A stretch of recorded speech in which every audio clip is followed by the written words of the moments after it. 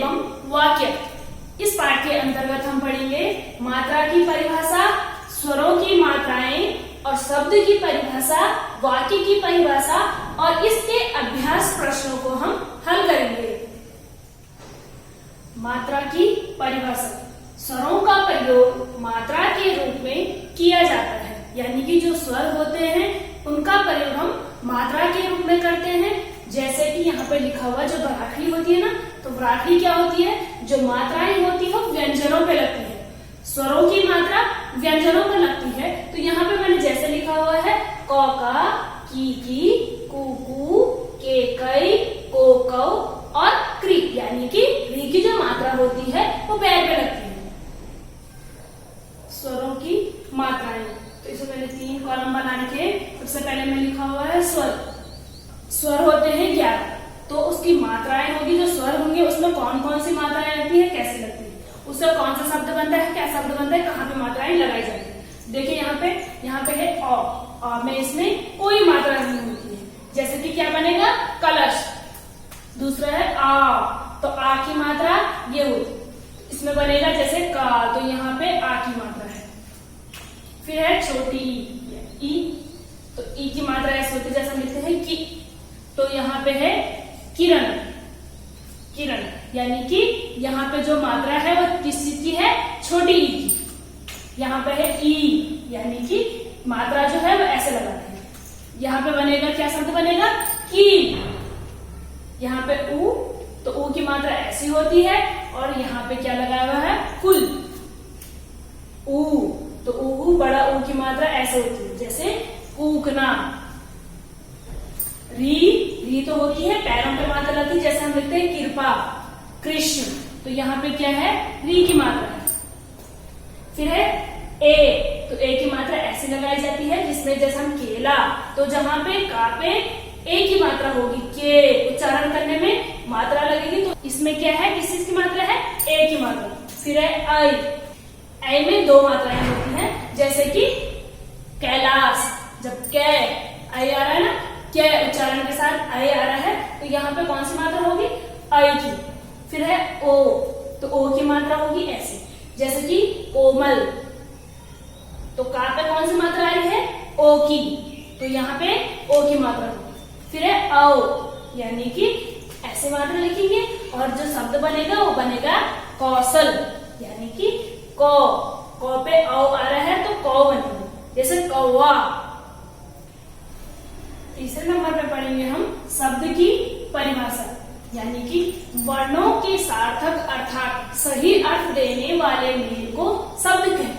जो वर्ण होते हैं अगर वो सार्थक यानी कि सही अर्थ देते हैं तो उसी को हम शब्द कहते हैं। तो जैसे यहाँ पे दे रखा है, पा को हलन कर रखा है, पा, ये दोनों एक साथ मिलेंगे, पा, थ, स, ला, तो एक शब्द बनेगा, क्या बनेगा,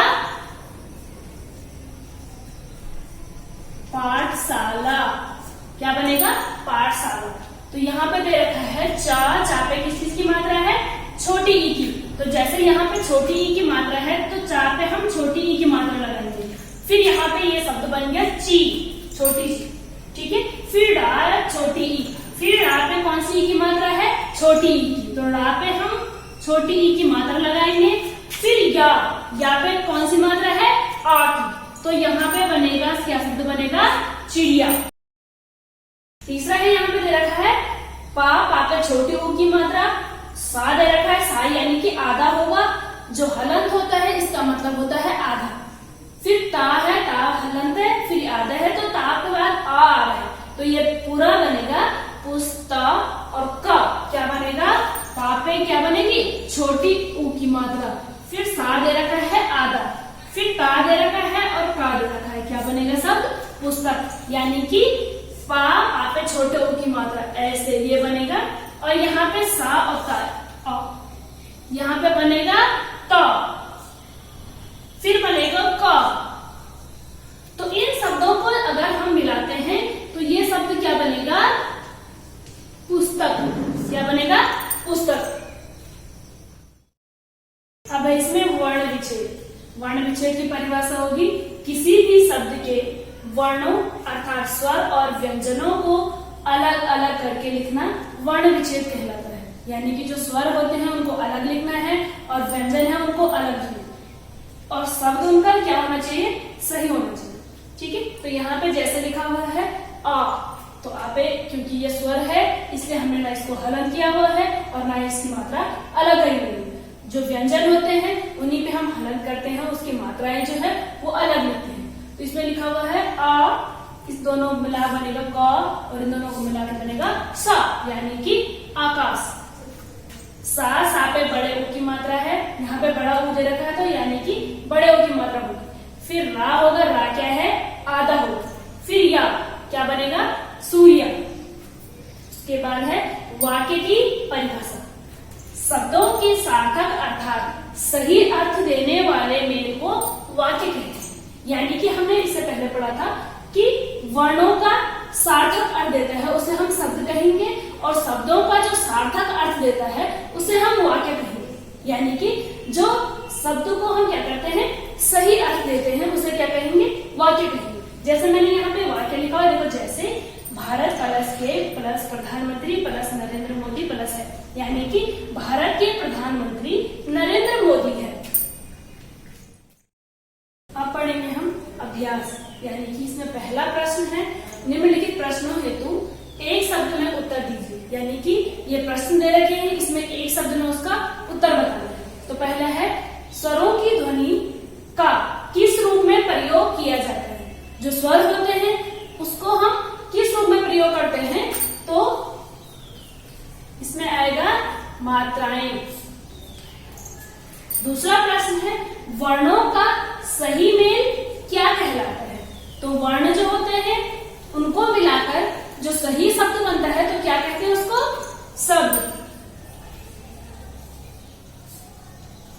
वर्णों का सही मेल क्या कहलाता है, तो क्या कहलाता है, शब्द कहलाता है।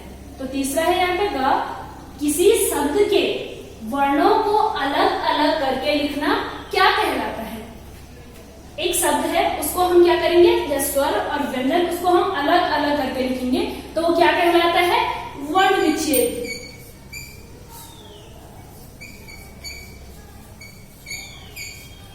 इसमें आएगा वर्ण विच्छेद। तो घ है यहाँ पे, शब्दों का सही अर्थ देने वाला मेल क्या कहलाता है। तो जो शब्दों को मिला के हम क्या बनाते हैं और उसका क्या अर्थ होता है उसको क्या कहेंगे, वाक्य। यानी वर्णों से मिला के क्या बनता है, शब्द बनता है, और शब्दों से मिला के क्या बनते हैं, वाक्य। प्रश्न नंबर 2 है निम्नलिखित शब्दों में मात्रा को सही जगह लगाइए। यानी कि मात्रा हमने गलत लगा रखी है, इधर उधर लगा रखी है, तो हमने इसकी मात्राएं जो है सही जगह लगानी है। तो यहाँ पे सा पे छोटे ओ की मात्रा है तो हमने यहाँ पे क्या करना है, बड़े ओ की मात्रा लगानी है। रा और जा, फिर बनेगा सूरज। दूसरा है माँ बो इल, यानी माँ बो इल तो कोई शब्द नहीं बनेगा, तो माँ पे हम ओ की मात्रा लगाएंगे, बा पे आखी, फिर इल यानी कि मोबाइल।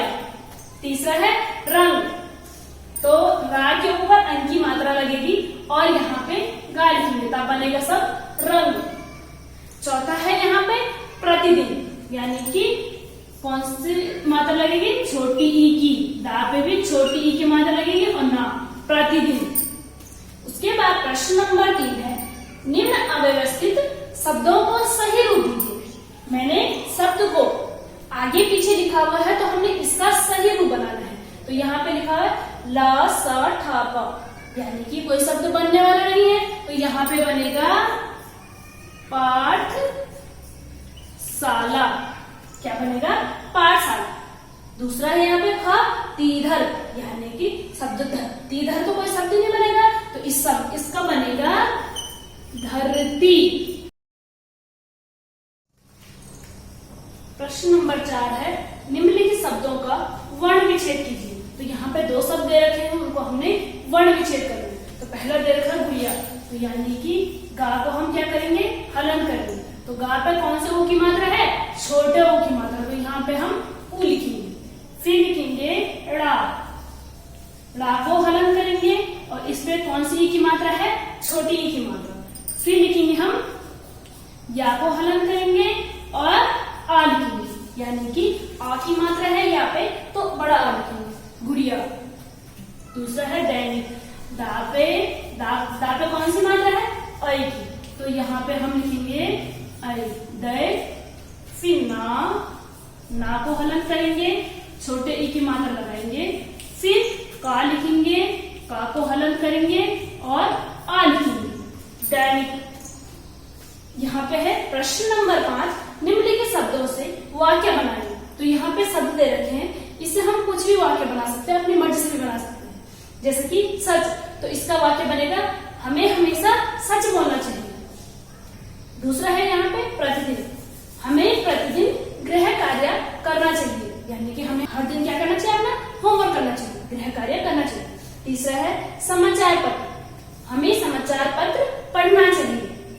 चौथा है यहाँ पे वृक्ष, हमें वृक्ष में पानी डालना चाहिए। आपका पाठ 3 यहाँ पे समाप्त होता है और इस पाठ को आप पुनः दोहराएंगे और अपनी उत्तर पुस्तिका में इसको कंप्लीट करेंगे। धन्यवाद।